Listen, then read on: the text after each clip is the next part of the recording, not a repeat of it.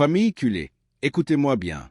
Likez cette vidéo, abonnez-vous et activez les notifications pour ne rien manquer de l'actualité du Barça. Parce que ce qu'on va aborder aujourd'hui est bien plus qu'une simple rumeur de mercato.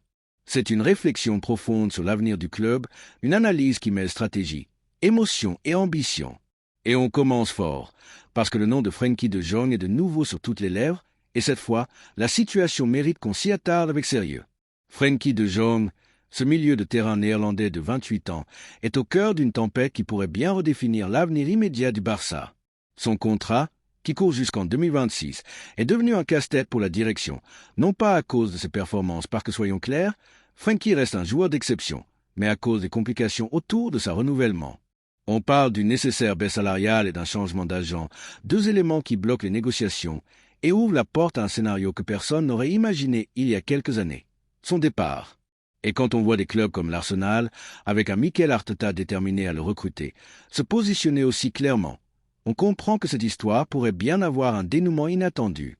Mais attention, culé, ne vous y trompez pas, la vente éventuelle de Frenkie ne doit pas être perçue comme une défaite, mais comme une opportunité.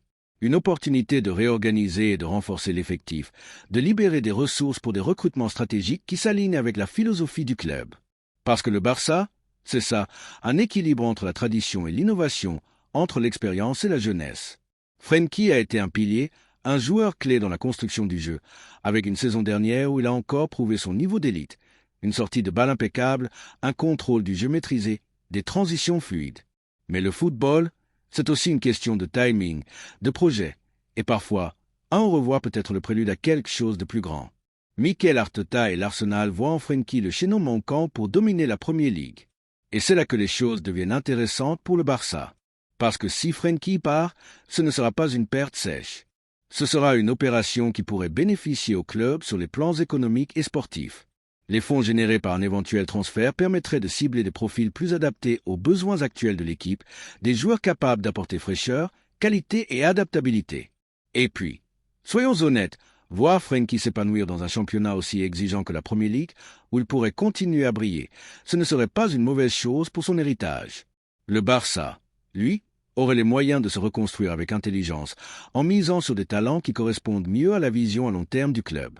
Joan Laporta et sa direction sportive ont une décision difficile à prendre, mais une décision qui a du sens. Il ne s'agit pas seulement d'une question contractuelle, mais de maximiser les ressources disponibles pour assurer que chaque mouvement sur le marché renforce l'équipe de manière équilibrée. L'objectif ? Maintenir la compétitivité sur tous les fronts, tout en facilitant l'arrivée de joueurs capables d'apporter cette étincelle, cette qualité et cette adaptabilité qui font en défaut aujourd'hui. Frenkie de Jong, avec ses matchs officiels et ses performances constantes, a prouvé qu'il était un joueur de classe mondiale capable de susciter l'intérêt des plus grands clubs d'Europe. Et c'est précisément cette valeur qui pourrait faire de cette opération une victoire pour toutes les parties. Pour le Barça, ce serait l'occasion de planifier stratégiquement l'avenir du milieu de terrain en intégrant des profils mieux adaptés aux besoins de l'équipe, des joueurs avec du potentiel pour se consolider à long terme. Imaginez un instant, un milieu de terrain rajeuni, dynamique, avec des joueurs capables de s'adapter aux exigences tactiques de Hansi Flick, tout en apportant cette touche de créativité et de contrôle qui a toujours défini le Barça. Et puis, il y a l'aspect humain. Frenkie a donné beaucoup pour ce club. Il a été un guerrier sur le terrain, un leader silencieux mais efficace. Mais le football est un sport impitoyable où les décisions doivent parfois être prises avec la tête plutôt qu'avec le cœur. Et si ce départ devait arriver, ce ne serait pas un adieu triste, mais une transition intelligente, une étape nécessaire pour construire une équipe plus solide, plus compétitive et prête à affronter les défis futurs. Nico Paz, ce nom résonne de plus en plus fort dans les couloirs du Camp Nou, et pour une bonne raison. Ce jeune milieu de terrain argentin, qui brille actuellement en Serie A, est en train de devenir l'une des priorités absolues de Joan Laporta et de sa direction. À seulement 20 ans, Paz incarne tout ce que le Barça recherche, un talent brut, une intelligence tactique aiguë, une créativité qui fait la différence, et surtout, une envie folle de grandir dans un club à la hauteur de ses ambitions. Et devinez quoi ?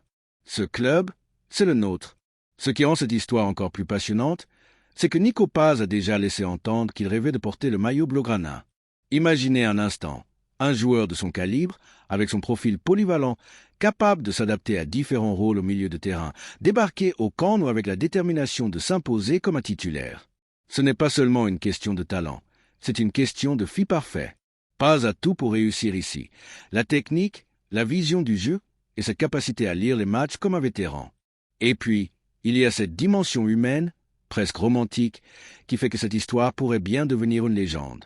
Parce que Paz, c'est le genre de joueur qui comprend l'ADN du Barça, qui respire le football de possession, de créativité, de jeu associatif. Joan Laporta a senti le coup. Il sait que ce genre d'opportunité ne se présente pas tous les jours. Alors il se prépare à entrer dans la danse, à négocier avec détermination pour convaincre à la fois le joueur et son club actuel que le Barça est la destination idéale pour la prochaine étape de sa carrière. Et franchement, qui pourrait lui donner tort? Le Barça, c'est bien plus qu'un club, c'est une institution où les jeunes talents comme Paz peuvent s'épanouir, grandir et devenir des légendes. C'est un projet qui allie ambition, histoire et une philosophie de jeu unique au monde. Ce qui est fascinant avec Paz, c'est qu'il a déjà prouvé qu'il avait le niveau pour briller en Serie A, un championnat réputé pour sa rigueur tactique et sa difficulté physique. Il a gagné le respect de ses coéquipiers, de ses entraîneurs et même de ses adversaires.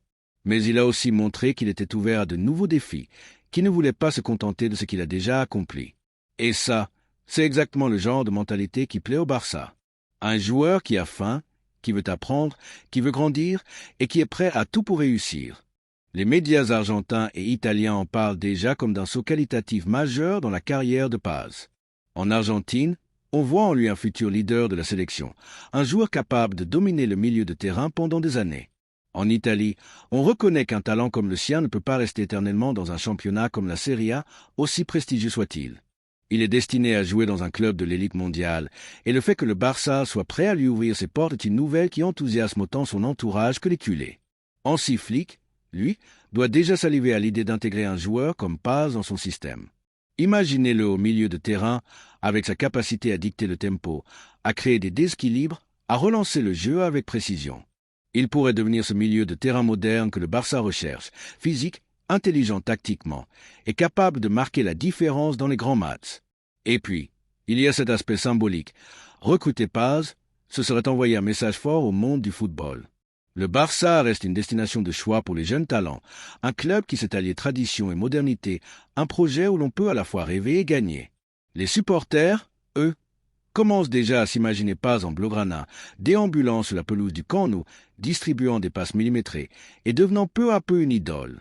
Parce que Paz, c'est le genre de joueur qui peut marquer une époque.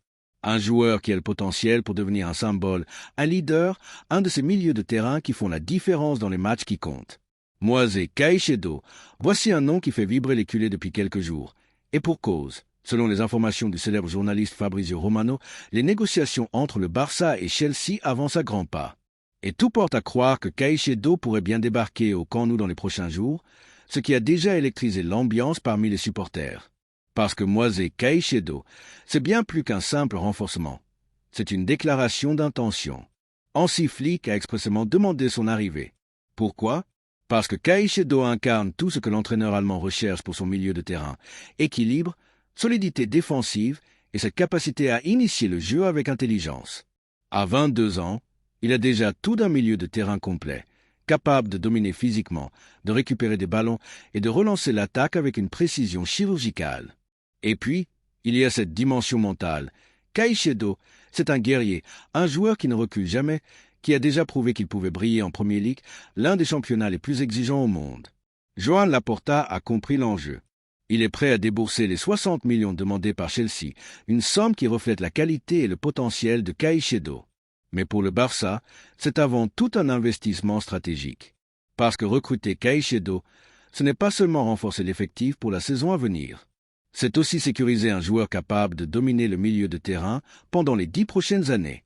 Un joueur qui pourrait devenir le cœur battant de cette équipe, un leader sur et en dehors du terrain. En Équateur, la nouvelle a fait l'effet d'une bombe. Les médias locaux présentent ce transfert comme un saut qualitatif majeur pour Caicedo, une opportunité de rejoindre un club légendaire où il pourra continuer à grandir, affronter les meilleurs et peut-être un jour soulever des trophées. Parce que le Barça, c'est ça, un club où les talents comme Caicedo peuvent s'épanouir, où ils sont entourés d'une structure qui les pousse à se dépasser, où ils peuvent écrire leur légende.